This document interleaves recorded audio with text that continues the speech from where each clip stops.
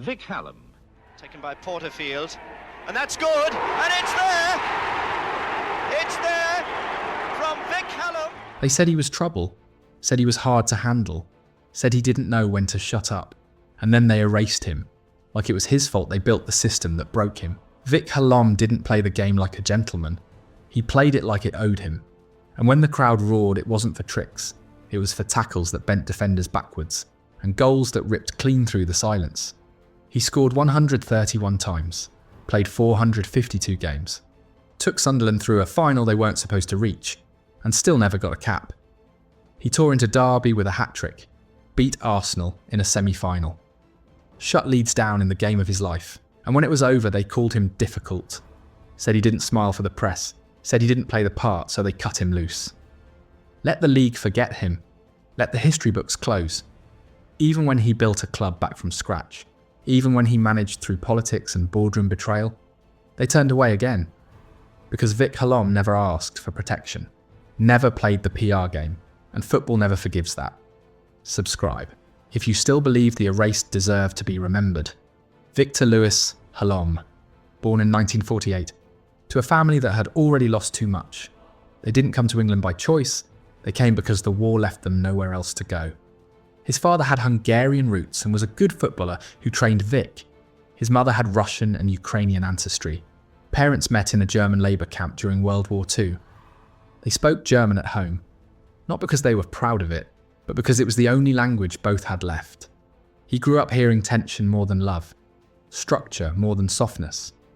And from an early age, he learned how to stay still, when everything inside wanted to break. He didn't act out, he didn't explain himself, he just carried it. By the time he was a teenager, they already called him difficult, too quiet, too sharp, too angry for no reason. But there was a reason. There always is. No one gave him a playbook, no one gave him a plan, they just handed him a world and dared him to survive it. He didn't ease into football, he crashed into it. Quiet, raw, and already carrying more than the game could see. At Oldham Athletic, they gave him a shirt. They didn't give him time. 12 league appearances, no goals, and a dressing room that treated outsiders like errors. He was 17, barely speaking, already judged. No one asked why he walked like he was holding something in. No one saw the house he came from, the language he couldn't explain, the pressure he never released. So he started releasing it with his body. At Leighton Orient, it showed. He didn't glide past defenders, he shoved them. He didn't ask for the ball, he demanded it. And when it came, he struck. 53 games, 12 goals, and suddenly they called him aggressive. Not talented, not promising, just a problem to manage. They never saw the transformation, they just felt the contact. Then came Fulham, and something changed again. 72 appearances, 22 goals. But what mattered more was how he earned them. He wasn't waiting in the box, he was carving paths through defenders who thought they could contain him. He fought through games, fought through managers, fought through the labels they threw his way. And the more he scored, the less they liked him. Because he didn't smile, didn't flatter, didn't act grateful. He played with a face that said, "I've already survived worse than this." And he had. By the time Fulham let him go, they thought they were moving forward. But Vic Halom was just getting started. Because what they called too intense was exactly what Sunderland needed next. By the time he reached Luton, he wasn't learning anymore. He was unleashing. You could hear it in the way he ran. Not smooth and thumb, but full force. A forward who didn't glide. He collided. He gave Luton goals, collisions and bruises. Not just for the opposition, for himself too. Because Vic Halom never left a game without pain, and the fans felt it. He became the kind of striker defenders pointed at in the tunnel. Not to warn others, but to remind themselves. Be ready. And that's what Bob Stokoe saw, when Sunderland needed something more than hope.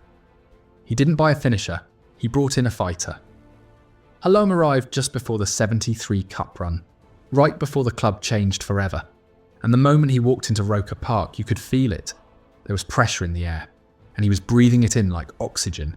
He wasn't there to decorate the front line, he was there to tear it open. "I would take you out if you were the opposition," he once said. "I'd wipe you out. And when I'd done it, I would smile." He wasn't lying. He wasn't acting tough. That was his football. No mercy, no glamour. Just one man, playing like pain didn't matter anymore. And in a club searching for belief, Halom gave them something better: fear. 1973 didn't start as a miracle. It started with a fight. And Vic Halom was the one throwing the punches. Not literally, but close. He played every match like it was his last contract. Every challenge like it was the final whistle. And Sunderland that year became something football couldn't ignore. They were a second division side, meant to crumble quietly in the FA Cup. But Halom didn't do quiet. He did impact. And when Manchester City came calling in the 5th round, most thought it would end there. Top-tier power. Home advantage. But Halom tore the script. He didn't just score. He smashed one in from 25 yards. A goal that came from nothing, hit like a freight train, and announced to the country, "We're not done yet." That goal didn't just shake Main Road. It shook the whole bracket. Next came Luton, then Arsenal. And through it all, Halom was everywhere, backing into centre-backs, holding it up like a wall, dragging defenders into places they didn't want to be, and always smiling through the wreckage. By the time they reached Wembley, he had scored 3 crucial goals in 4 rounds, goals that changed games and momentum that changed destinies. And even when he didn't score in the final, you could see it. Sunderland weren't playing with hope. They were playing with belief. Because Halom gave them permission to fight, to believe that muscle and will could rewrite history. When they beat Leeds United, it wasn't just an upset, it was a revolution.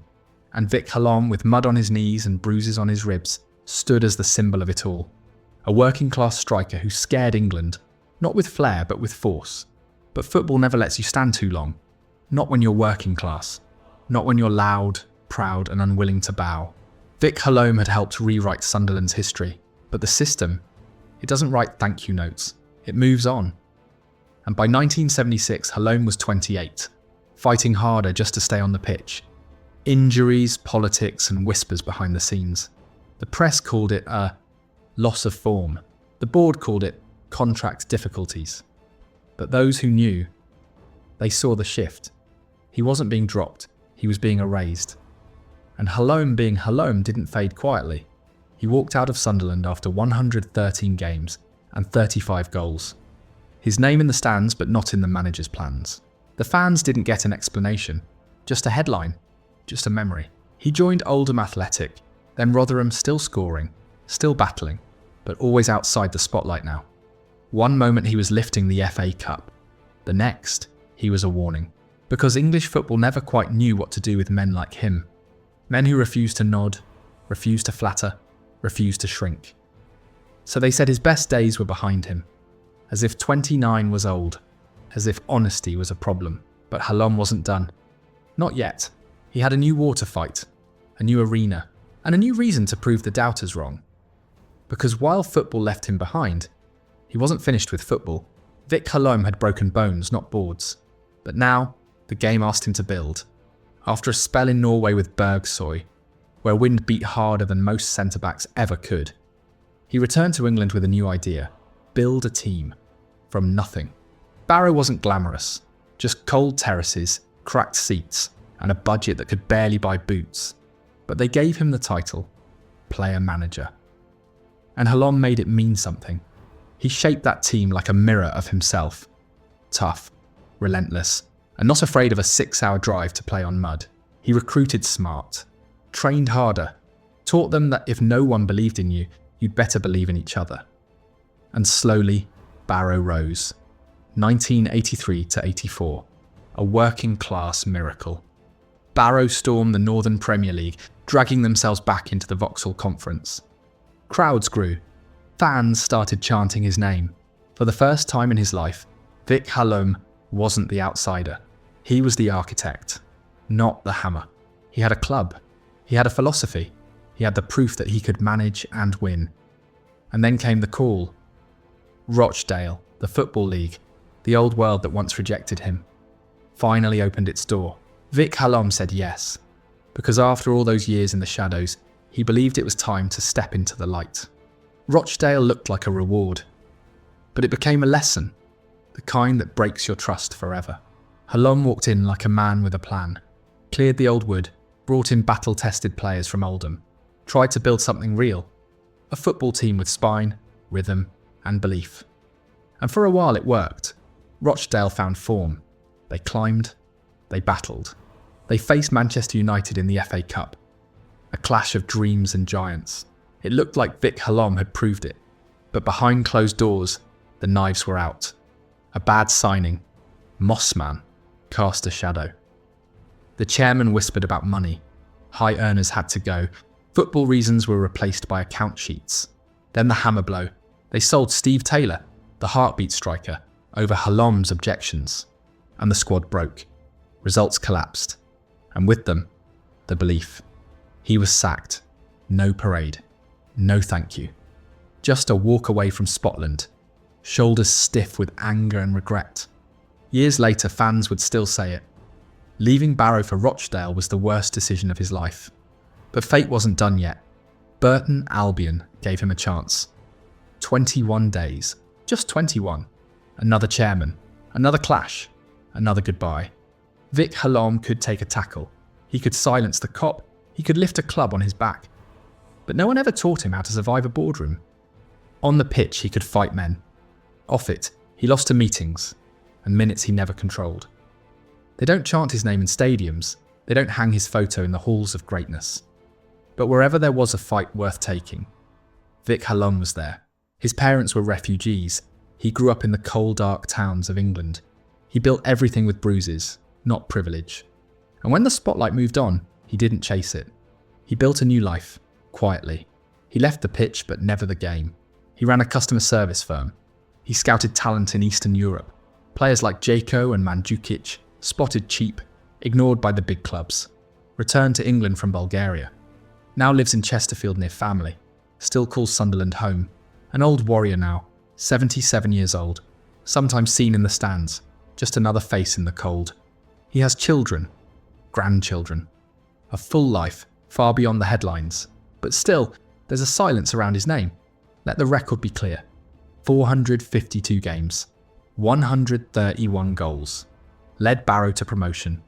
Managed in the Football League. Took Rochdale to Old Trafford in the FA Cup. And no England cap. No second chance in management. Just memory. Kept alive by those who refuse to forget. If you believe men like Vic Halom deserve to be remembered, keep his name alive. Subscribe. No noise, no tricks. Just history. And truth that was nearly erased.